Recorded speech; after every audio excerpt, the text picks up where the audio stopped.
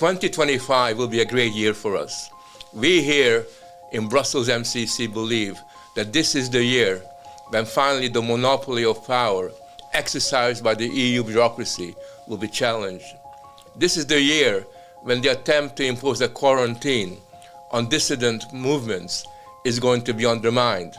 Already we can see that in Austria, the cordon sanitaire has come entirely unstuck. We can see similar developments throughout the continent.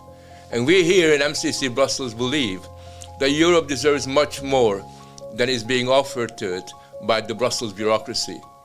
Europe deserves much better than a stupid Green Deal that undermines its economic life. Europe deserves much better than the attempt to destroy its borders and its security through legalizing and normalizing mass migration.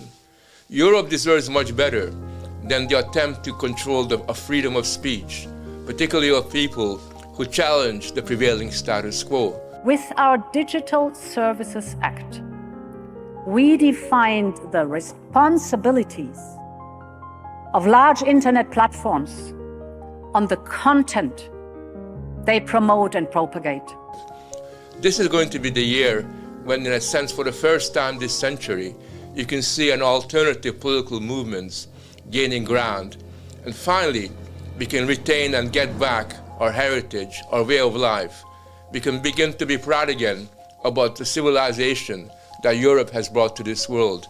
And I'm convinced that in 2025, you will see the most interesting, the most dynamic, the most creative ideals coming to the fore.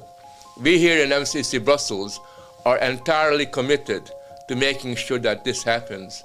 And we've organized a series of events throughout the year which in a sense attempt to raise the intellectual level of discussion, the level of debate, that attempt to provide Europe with the intellectual resources that it needs to challenge the existing status quo.